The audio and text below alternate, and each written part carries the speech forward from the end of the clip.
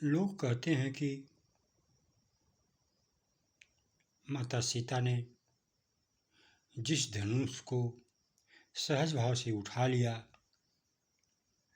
रावण उसी धनुष को उठा न सका।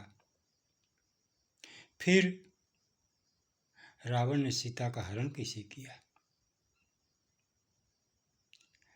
ऐसा प्रश्न तभी उठता है जब वो भौतिक दृष्टि से रावण को, सीता को, धनुष को देखते हैं।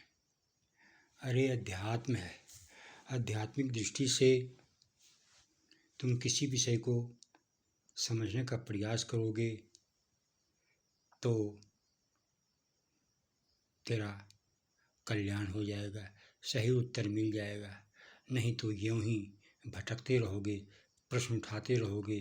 प्रश्न उठाते उठाते कितनी पीढ़ियाँ चली गई, आज तक कोई समझ न पाया। आज तक वही प्रश्न रखा हुआ है कि रावण जिस धनुष को उठा न सका, सीता उसे सहज भाव से उठा लिया था। फिर भी रावण ने सीता का हरण कैसे कर लिया? अरे सीता सहज सरल स्वभाव और आध्यात्मिक दृष्टिकोण से चलने वाले विचार का नाम है। जो अध्यात्म की दृष्टि से अपना जीवन को चलाता है, वह सत्य को धारण करता है और उसके प्रति सहज भाव से संकल्पित रहता है। फिर वहाँ जीत ही जीत है, वहाँ आत्मबल होता है, वहाँ आत्मज्ञान होता है।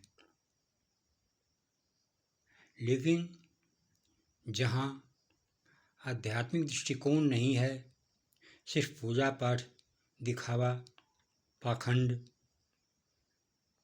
का धर्म के नाम पर बोलबाला है, वहाँ आत्मज्ञान का अभाव होता है, वहाँ आत्म संस्कार की कमी होती है, वहाँ आत्मसमझ का भारी अभाव होता है।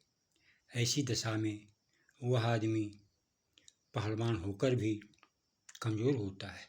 शरीर से तो पहलवान होता है, पर भीतर से वह कमज़ोर होता है, मनोबल उसका गिरा हुआ होता है।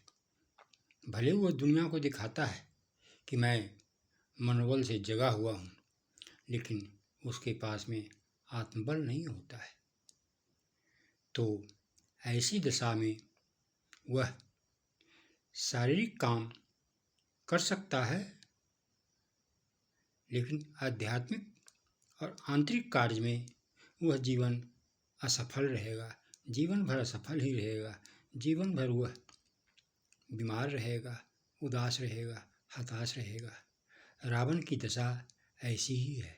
वह अध्यात्म में बहुत पिछड़ा हुआ है, धार्मिक तोता है वह। उसने कुछ मंत्रों को रट लिया है। शिव की उपासना में एक पैर पर खड़ा होना, फूल गर्दन को फूल की तरह चढ़ाना, ये कोई पूजा है क्या? अहंकार को काट कर हटाया नहीं, लोभ को काट कर हटाया नहीं, ईर्ष्या को काट कर हटाया नहीं, अपने अंदर से इन सब चीज़ों का बहिष्कार किया नहीं, इन सब चीज़ों को कन्वर्ट किया नहीं, प्रेम में बदला नहीं, श्रद्धा में बदला नहीं, सहानुभूति में बदला नहीं, तो उसके पास फिर आत्मबल कहाँ से आएगा? और इसी दशा में वह आत्मबल के धनी से तो हार ही जाएगा। माता सीता का धनुष यज्ञ एक संकल्प का प्रतीक है। माता सीता ने शांति का संकल्प लिया और रावण के पास शांति का कोई संकल्प नहीं है। वह आतंक फैलाना ही अपना धर्म मानता है, अपने बाहुबल से सारे संसार को जीत लेना चाहता है।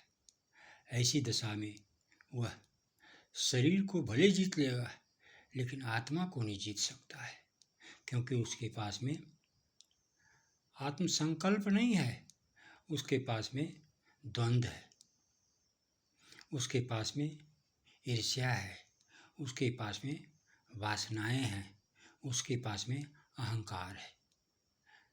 वह आदमी हर प्रकार से हारा हुआ होता है। ओम।